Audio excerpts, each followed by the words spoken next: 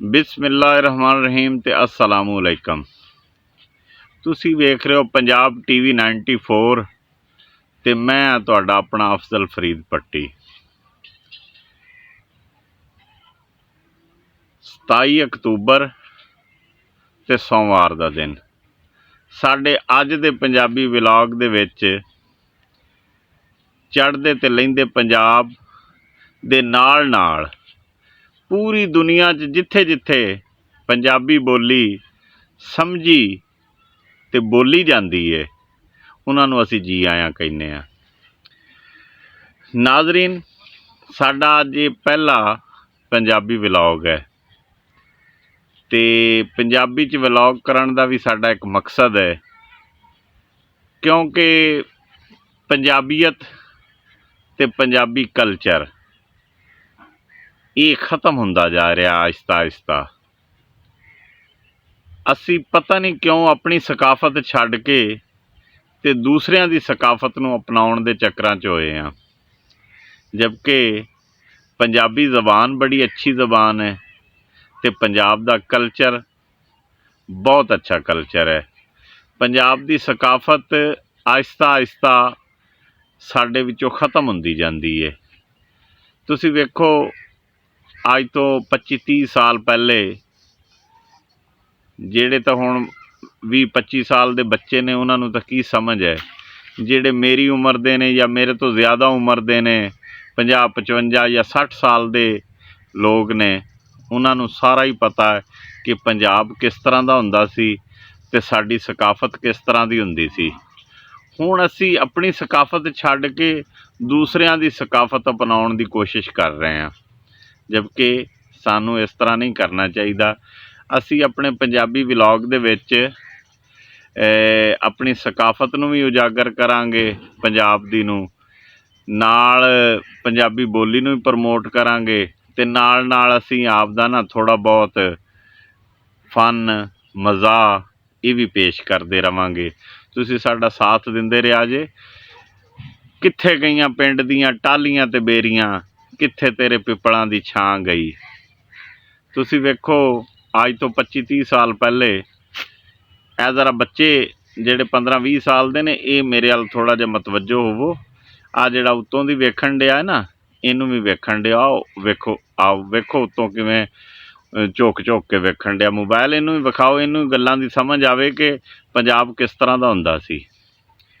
टांगे हुंदे सन, गड्डे हुंदे सन, ढग्गे हुंदे सन, खूह हुंदे सन। ये सारा साडा हिस्सा सी। चलो तो जिद्दत आउंदी गई, टांगियां दी जगह ते रक्शे आ गए, ढग्गियां दी जगह ते ट्रैक्टर आ गए, खूहां दी जगह ते ट्यूबवैल आ गए।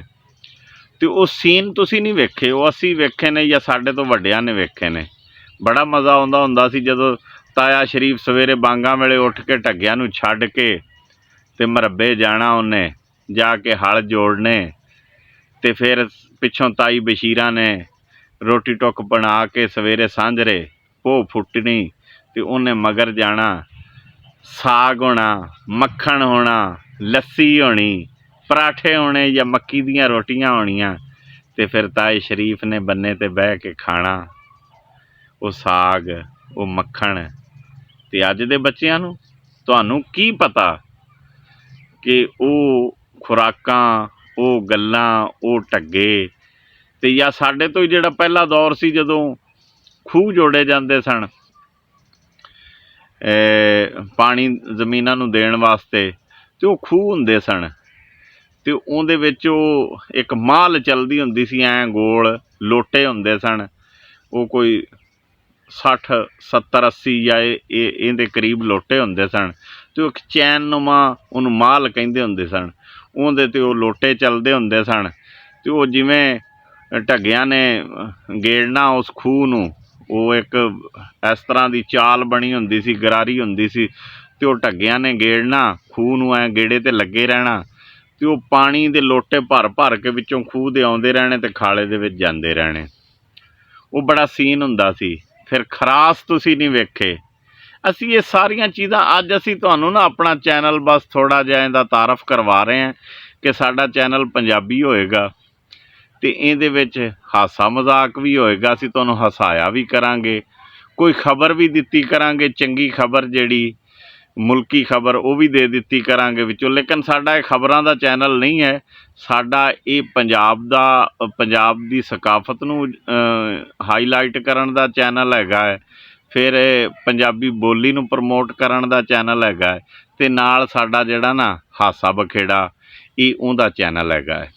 ਅਤੇ ਆਖਰ 'ਤੇ ਅਸੀਂ ਤੁਹਾਨੂੰ ਇੱਕ ਅੱਧਾ ਲਤੀਫਾ ਸੁਣਾਇਆ ਕਰਾਂਗੇ।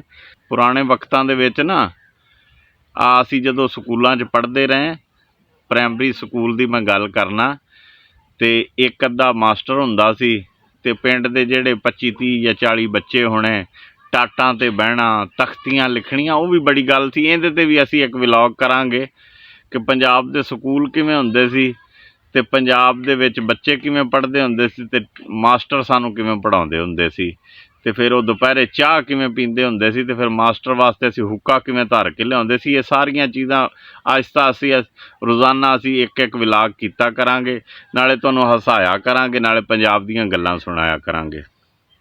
ਮੈਂ ਕੋਈ ਨਾ ਕੋਈ ਤੁਹਾਨੂੰ ਲਤੀਫਾ ਵੀ ਸੁਣਾਇਆ ਕਰਾਂਗਾ, ਅਤੇ ਨਾਲ ਆਪਾਂ ਪੰਜਾਬ ਨੂੰ ਨਾ ਹਾਈਲਾਈਟ ਕੀਤੀ ਰੱਖਾਂਗੇ। ਜਿਹੜੇ ਟਾਂਗੇ ਹੁੰਦੇ ਸੀ ਨਾ, ਟਾਂਗੇ, ਇਹਦਾ ਵੀ ਆਪਣਾ ਇੱਕ ਸਵਾਦ ਹੁੰਦਾ ਸੀ। ਟਾਂਗੇ 'ਤੇ ਬਹਿ ਜਾਣਾ, ਅਤੇ ਉਹਦਾ ਹਾਰਨ ਦਾ ਤਰੀਕਾ, ਉਹ ਜਿਹੜਾ ਛਾਂਟਾ ਹੁੰਦਾ ਸੀ ਨਾ, ਅਤੇ ਕੋਚਵਾਨ ਨੇ ਐਂ ਪਹੀਏ 'ਚ ਦੇਣਾ, ਅਤੇ ਉਹ ਕੜ ਹੋਣੀ, ਅਤੇ ਉੱਤੋਂ ਕਹਿਣਾ ਬਚ ਬਈ ਜਵਾਨਾ। ਘੋੜੇ ਨੇ ਆਪਣੇ ਸਾਊਂਡ ਕੱਢਣੇ, ਕਦੀ ਕਦੀ ਘੋੜਾ ਵੀ ਹਾਰਨ ਮਾਰਦਾ ਹੁੰਦਾ ਸੀ, ਉਹ ਮੈਂ ਤੁਹਾਨੂੰ ਇੱਥੇ ਦੱਸ ਨਹੀਂ ਸਕਦਾ। ਅਤੇ ਬਹਰਹਾਲ ਅਸੀਂ ਇਨਸ਼ਾਅੱਲਾ ਇਵੇਂ ਹੀ ਆਪਣਾ ਵਲੋਗ ਜਾਰੀ ਰੱਖਾਂਗੇ। ਅੱਜ ਪਹਿਲਾਂ ਅਸੀਂ ਥੋੜ੍ਹਾ ਜਿਹਾ ਤੁਹਾਨੂੰ ਤਾਰਫ ਕਰਾਇਆ, ਅਸੀਂ ਇਨਸ਼ਾਅੱਲਾ ਤੁਹਾਨੂੰ ਖੁਸ਼ ਵੀ ਰੱਖਾਂਗੇ, ਅਤੇ ਪੰਜਾਬ ਨੂੰ ਵੀ ਹਾਈਲਾਈਟ ਕਰਾਂਗੇ, ਅਤੇ ਪੰਜਾਬ ਦੇ ਕਲਚਰ ਨੂੰ ਵੀ ਹਾਈਲਾਈਟ ਕਰਾਂਗੇ, ਅਤੇ ਵਿੱਚ ਤੁਹਾਨੂੰ ਕੋਈ ਖਬਰ ਵੀ ਦਿੱਤੀ ਕਰਾਂਗੇ। ਅਤੇ ਤੁਸੀਂ ਸਾਡੇ ਨਾਲ ਸਾਥ ਜੁੜ ਕੇ ਰਹਿਣਾ, ਅਤੇ ਸਾਡੇ ਚੈਨਲ ਨੂੰ ਸਬਸਕ੍ਰਾਈਬ, ਲਾਈਕ ਅਤੇ ਸ਼ੇਅਰ ਲਾਜ਼ਮੀ ਕਰਿਆ ਜੇ, ਅਤੇ ਕੋਈ ਗੱਲਬਾਤ ਹੋਵੇ ਤਾਂ ਕਮੈਂਟ ਬਾਕਸ ਵਿੱਚ ਲਿਖ ਦਿੱਤੀ। ਇਨਸ਼ਾਅੱਲਾ ਆਪਾਂ ਰਲ ਕੇ ਚੱਲਦੇ ਰਹਾਂਗੇ। ਆਪਣਾ ਖਿਆਲ ਰੱਖਿਆ ਜੇ, ਆਪਣੇ ਬੱਚਿਆਂ ਦਾ, ਅਤੇ ਰੱਬ ਰਾਖਾ।